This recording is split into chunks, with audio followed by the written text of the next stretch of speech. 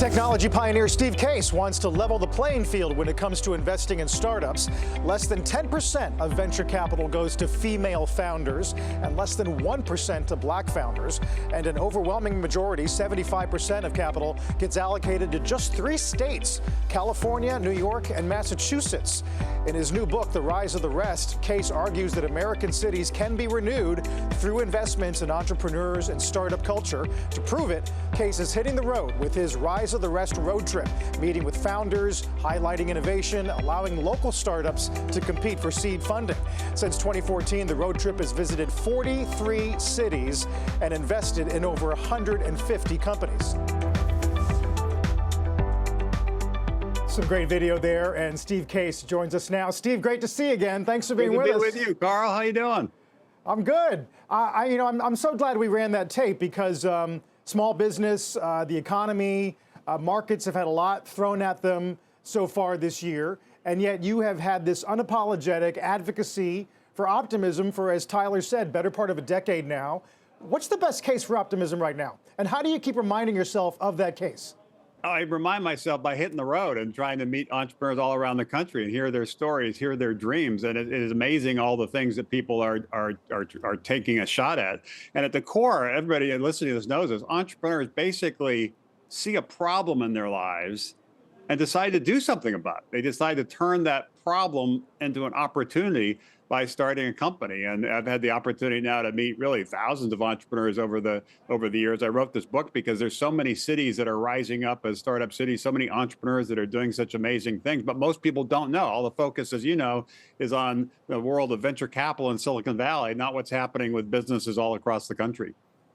Yep, and since you originally came up with the concept of Rise of the Rest, we've been through a lot. Has it evolved? Has the thesis evolved faster than you originally envisioned it would when you first wrote it? Well, it's a little bit like a deja vu all over again, because in the early days of my company, AOL, we started in 1985. At the time, only 3% of people were online in terms of the internet, and they were only using about an hour a week. And I thought it was obvious that the internet would eventually be available to everybody. But it really took us a decade before we finally broke through. We really had to persevere. There are a couple of really tough times where we had to go through layoffs and so forth. But we believed in that idea, and eventually it broke through. I feel a little bit similar with the Rise of the Rest. When we started this effort a decade ago, a lot of people were skeptical. We had some challenges in the early days, but the momentum has been building. And I frankly think the pandemic has been a helpful tipping point. I hate to say it because the pandemic has been so tragic, but it did lead some people to leave the coast to go other places, did lead venture capitalists to start looking at backing entrepreneurs in other places. And one of the most exciting things about one of the things I wrote about in the book is in the last decade since we started, 1,400 new venture capital firms have started in Rise of the Rest cities. So a decade ago, it was harder for people who needed or wanted venture capital. Not everybody does, but the ones who want the venture capital before, it was hard because all the capital or most of the capital was on the coast. Now there is capital available in almost every city in the country. So you've talked about this in the past, this idea that the pandemic, as you said, tragic though it was, sort of broke all of our biases about where you had to work and where you had to live and all the things that stem from that. And I assume in your view, we're not going back. Yeah, no, we're not going back. I think it's a shake the snow globe moment. Nobody knows exactly how it will all settle out, but I don't think we're going back. The idea that everybody's going to have to be in a tech hub like San Francisco or New York to participate, as opposed to be all over the country, I don't think that's, people are going to see that again. Similarly, building on what you just said, the idea of remote work, hybrid work, gives people flexibility in terms of where they live and how they work, and gives companies flexibility in terms of tapping into talent. So you can be in a city in the middle of the country and access talent in other parts of the country, which will help you as you're scaling your company. So some companies will be fully remote. Some companies will be fully back in the office. Most, I think, will be some version of hybrid. Yeah. Of all the cities that you've visited, I hear you mention cities like Chattanooga and Detroit, and obviously Austin gets a lot of love, and Nashville and Boulder. Is there one right now that you would argue sort of best typifies what the Rise of the Rest is all about? Well, not really, because again, that's part of the reason I wrote the book. It's dozens of cities. It's not like there's one or two cities that are rising up. It's literally dozens. We profile 30 different cities in the book. And you mentioned some of them, but Indianapolis is another example of a mom was worried about her drinking water for a kid, so called the water company to get a testing kit for it. They said, we don't offer that to consumers. So she started this company in suburban Indianapolis called 120 Water that now sells those kits to consumers and even sells it to cities. She saw a problem and decided to turn it into an opportunity. Another company we backed in Richmond, Virginia, focused on sustainable packaging that would be healthier for the environment, for pharma products and food products. And that's growing quite rapidly in Richmond. One in Atlanta, this is a crazy one.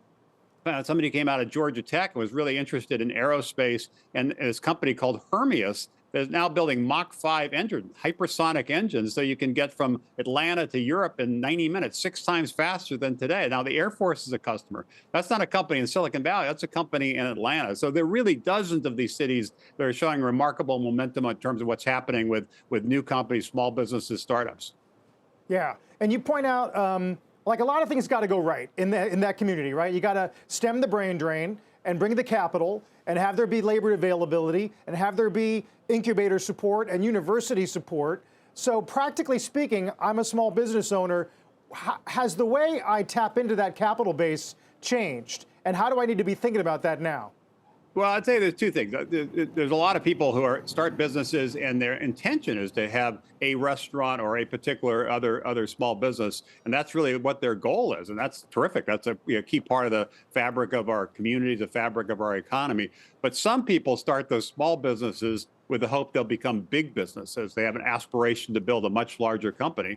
Here in Washington, D.C., not too long ago, we backed a company called Sweetgreen that started with one restaurant, one fast casual restaurant focused on healthier food, salads and other kinds of things. Now they have 200 restaurants all around the country. They decided they wanted to go that next step, and instead of just raising money from friends and family to open one, they wanted to open hundreds over, and that company is now even a public company. So if you are in that latter camp and you really aspire to building something bigger, you need to connect more with your community. You drive more collaboration among people in the startups. You mentioned some of the key ingredients. Talk to other entrepreneurs, talk to companies, larger companies in the space, maybe connect with the university. It could be a pipeline for talent, figure out ways to access some of the capital if you need that. There's a lot of things you need to do if you're in that latter camp of really trying to build a larger business. To get big, yeah. Sweetgreen's a great example. You know, you look at the National Federation of Independent Business. They do a lot of survey work every month, and all year long it's been inflation is a top concern, labor availability is a top concern, regulation used to be very high up on the list. Do you believe those three things get better in 23?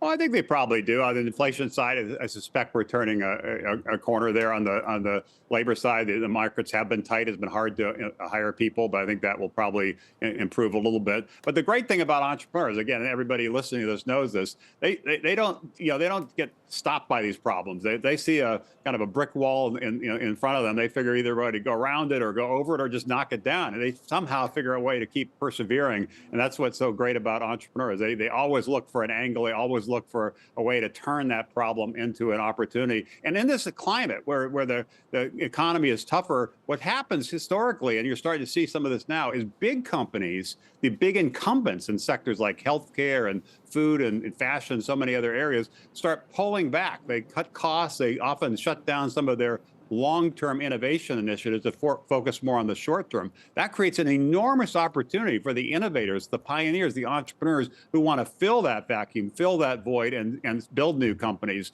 And so it's a great time for it to be an entrepreneur. And part of the message of this book is now you really can do it anywhere. If you have an idea, start that company today. Don't feel like you're not in the right place. You can start it anywhere in the country now, and you can build it anywhere in the country now because of this rise of the rest phenomenon. It's a great point. And, you know, I was thinking, I think it was B of A did a note a couple of weeks ago looking at the companies that were founded in periods of economic distress. I mean, it's an incredible list, the HPs and the Disneys of the world. But their larger point was that these are times where innovation does sort of get passed down to newer entrepreneurs, and it's an important time, in their view, for example, to keep your eye on private equity. So it's easy to get lost in this idea of, tepid or maybe challenged economic growth, but oftentimes that's where it's the most fertile ground. And many times, as you say, the history is pretty clear. Even the last, kind of recession, some of the companies like Airbnb came out of it, shocked the world. It's now the largest hospitality company in the world, bigger than Hilton or Marriott. And it started as a fledgling startup, really hard to get going, really hard to be taken seriously at a time where there was a recession that made it very difficult for people to start companies. They said, we have an idea. We're going to figure out some way to persevere. And eventually that became a really significant company. That's the story of many companies. It's worth noting that every big business, every Fortune 500 company starts as a small business, a startup. And the question is, how do we launch more of those companies in more parts of the country and help them not just start, but scale so they really can capture the full opportunity that's in front of them? Right. So on a closing note then, how do small business owners think about risk going into the new year? Hiring, raising money, CapEx. Do they need to be more cautious than usual or less? Well, it sort of depends on the business. There are obviously a lot of different business models, a lot of different dynamics in terms of different sectors and so forth. It's hard to have a general answer, but I think people should be cautious in terms of being sensitive around some of the issues exactly you mentioned that they need to deal with, but not let that get in the way of pursuing the bigger opportunity. This might be the right time to put the foot on the accelerator. So understand some of the dynamics, understand the context you're operating in, understand some of the risks, but don't just focus on what might go wrong, also focus on what might go right.